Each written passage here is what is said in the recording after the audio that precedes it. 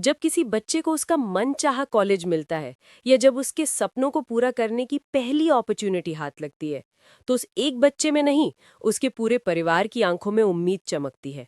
माँ बाप जिंदगी भर का भरोसा उसके बैग में पैक करके उसे हॉस्टल भेजते हैं। हर कोई सोचता है अब बेटा हो या बेटी, दोनों को मिलेगी असली आज़ादी, खुद के फैसले, नई दोस्ती और अपने दम पर कुछ कर दिखाने का मौका। मगर कई बार जो उम्मीदें हम लेकर आते हैं, वो हॉस्टल की दीवारों के पीछे डर, तन्हाई और ऐसी रियलिटीज में बदल जाती हैं जिनकी किसी ने कभी इमेजिन भी नहीं किया था। हेलो फ्रेंड्स, मैं हूं आराध्या शर्मा और आज मैं आपको कुछ ऐसी स्टोरीज सुनाने वाली हूं जो शायद आपके शहर में भी हो रही हूं। फर्क बस इतना है कि आप उन्हें सुन नहीं पा रहे। आज मैं बताऊंगी आपको हॉस्टल लाइफ से जुड़ी कुछ रियल इंसिडेंट्स, इंडिया ही नहीं, अब्रॉड से भी, जिनमें सेक्सुअल हैरेसमेंट, बुलिंग, टॉर्चर और हॉस्टल स्टाफ की मिलीभगत जैसी सीरियस प्रॉब्लम्स शामिल है। क्योंकि हॉस्टल सिर्फ पढ़ाई की जगह नहीं होता, ये वो जगह है जहां कई बार ड्रीम्स के साथ रिस्पेक्ट, ट्रस्ट और इंसानियत भी कैद होकर रह जाती है। ऐसा ही एक इंसिडेंट नारायणखेट बीसी गर्ल्स हॉस्टल में हुआ। वहां के स्टूडेंट्स ने एक पॉलिटिकल लीडर और वार्डन के बेटे पर सेक्सुअल हैरेसमेंट और छेड़खानी का आरोप लगाया। छात्राओं द्वारा शिकायत करने पर भी वार्डन और हॉस्टल स्टाफ ने उन्हें अपशब्द कहकर और धमकाकर शिकायत को दबाने की कोशिश की। मामला पुलिस तक पहुंचा, लेकिन पॉलिटिकल पावर के कारण कोई भी एक्शन नहीं लिया गया, क्योंकि वो एक पावरफुल पॉलिटिकल पोजीशन होल्ड करता था, बस इसलिए। ऐसा ही हैदराबाद के एक प्राइवेट हॉस्टल के वार्डन को गर्ल्स के साथ फिजिकल और मेंटल टॉर्चर देने के आरोप में अरेस्ट किया गया। लड़कियों ने बताया कि वार्डन धमकियां देता था, मारपीट करता था और खाना भी छीन लेता था। इतनी कठोरता की वजह से कई स्टूडेंट्स स्कूल छोड़ना चाहते थे, पर डर के कारण चुप थे। एक बार छत्तीसगढ़ के सरकारी हॉस्टल में एक माइनर लड़की प्रेग्नेंट मिली, जिसे एडमिनिस्ट्रेशन दबाने की कोशिश करता रहा। वार्डन उसे अबॉर्शन के लिए भेजा और आरोपी की पहचान नहीं हुई। गांव वाले और लोकल एमएलए ने कंप्लेंट की। बाद में वार्डन को सस्पेंड कर दिया गया। एक प्राइवेट हॉस्टल के डायरेक्टर पर 20 साल की ट्राइबल लड़की ने रेप और हैरेसमेंट का आरोप लगाया। आरोप था कि वो लड़की को धमकाता था, रोकता था कि घर न जा सके। वार्डन सहित कई स्टाफ की मिलीभगत की बातें हुई। एक प्राइवेट स्कूल के हॉस्टल में 8 साल की बच्ची से अलेजिड रेप हुआ। लिटरली एक 8 साल की बच्ची। फिर केस हुआ और एसआईटी जांच कर रही है। बच्चे को नशा देने की भी शक है। एक हॉस्टल वार्डन के खिलाफ 3 महीने से नाबालिग लड़कियों के साथ सेक्सुअल हैरेसमेंट का आरोप था। उसने 3-4 गर्ल्स को छुआ और गलत बोले। शिकायत के बाद भी उसने अपनी आदत नहीं छोड़ी और फिर अचानक 2 दिन की छुट्टी लेकर गायब हो गया। पुलिस ने पोस्को एक्ट के तहत केस दर्ज किया और वार्डन अब फरार है। एक असिस्टेंट वार्डन पर तो बच्चों के साथ फिजिकल और सेक्सुअल हैरेसमेंट का केस था। लड़कियों ने बताया कि वो रात को उनके कमरे में आता था, ठंडे पानी से नहलाता था, मारता था और ऑब्जेक्शनेबल वीडियोस बनाता था। कंप्लेंट के बावजूद पुलिस ने पोस्को एक्ट के तहत केस नहीं बनाया, क्योंकि मेडिकल प्रूफ कम था। ओ माय गॉड, हमारा सिस्टम।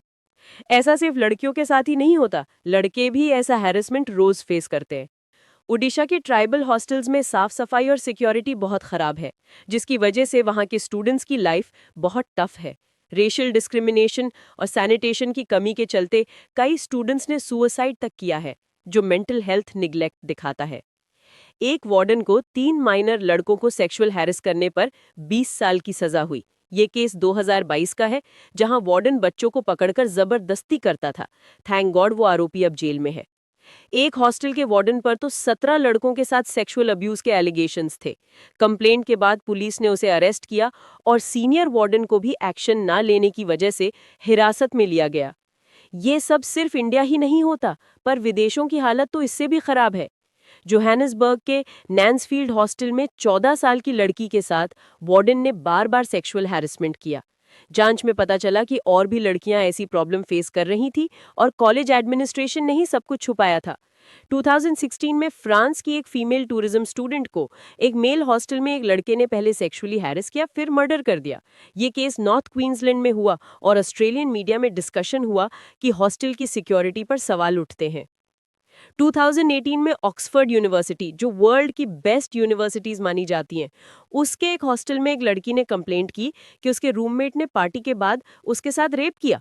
यूनिवर्सिटी ने तुरंत एक्शन लिया और अक्यूज्ड को सस्पेंड किया, लेकिन कई छात्राओं का कहना था कि कॉलेज एडमिनिस्ट्रेशन हमेशा सब सीरियस नहीं लेता।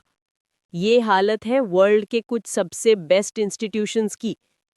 और यही नहीं, पिछले साल जयपुर के एक प्राइवेट हॉस्टल में सीनियर लड़कियों ने एक नई स्टूडेंट को बाथरूम में बंद कर दिया, बस इसलिए क्योंकि उसने ना कहने की हिम्मत दिखाई थी। स्टाफ ने कहा, ये तो रैगिंग का पार्ट है रे, इसमें बुरा मानने जैसा कुछ नहीं है। सोचिए, जहां मदद मिलनी चाहिए वहीं से जख्म दिए जा रहे हों तो कोई कहां जाए। एनसीआरबी के डेटा के हिसाब से हर साल हजारों सेक्सुअल हैरेसमेंट के केसेस हॉस्टल जैसी सेफ जगहों पर रिपोर्ट होते हैं, लेकिन असली नंबर इससे कई गुना ज्यादा है, क्योंकि ज्यादातर लड़कियां बोलने से डरती हैं, या तो पेरेंट्स के गुस्से से या वार्डन के बदले के डर से। कुछ को ये भी कहा जाता है, बताओगी तो पढ़ाई छुड़वा देंगे। इसलिए बहुत सारे केसेस छुपाए जाते हैं और विक्टिम्स अकेले ही सफर करते हैं। ऐसे माहौल में छात्राओं की सुरक्षा और उनके हक के लिए ज्यादा जागरूकता और कड़ी एक्शन बहुत जरूरी है। यूनिसेफ की स्टडी के मुताबिक एलजीबीटीक्यू लड़कियां स्कूल और हॉस्टल्स में फिजिकल और सेक्सुअल हैरेसमेंट फेस करती हैं, जिनके ज्यादातर केसेस हाइड किए जाते हैं या रिपोर्ट नहीं होते। डर और डिस्क्रिमिनेशन की वजह से कई लड़कियां पढ़ाई छोड़ देती हैं। लड़कियां अपना दर्द छुपाती रहती है क्योंकि सोसाइटी, फैमिली और इंस्टीट्यूट्स तीनों का प्रेशर होता है। कुछ ने सुसाइड तक ट्राई किया, कुछ अपने सपनों को छोड़कर वापस लौट आईं, और जो आवाज बुलंदी से उठी भी, उन्हें बदनामी और दबाव का सामना करना पड़ा। ये कहानी इसलिए इंपॉर्टेंट है कि हमें साइलेंस को तोड़े, सिस्टम की गलतियां एक्सपोज करे और सच को सामने लाए। हर हॉस्टल में ट्रांसपेरेंट शिकायत सिस्टम होना चाहिए, रिस्पॉन्सिबल और सेंसिटिव स्टाफ होना जरूरी है, और सबसे बड़ा काम है विक्टिम्स को हिम्मत देना कि वो बिना डरे अपनी बात रख सके। वरना ये साइलेंस कई जिंदगियों और सपनों को मौत की सजा देती रहेगी। अगर आप, आपकी बेटी, बहन, भाई या कोई भी जानने वाला ऐसी सिचुएशन में है, तो चुप मत रहो, आवाज उठाओ, क्योंकि आप अकेले नहीं हो। ये लड़ाई सिर्फ एक इंसान की नहीं, ये समाज की है, और बदलाव तभी होगा जब हम सब डर से बाहर निकलकर साथ खड़े होकर लड़ेंगे।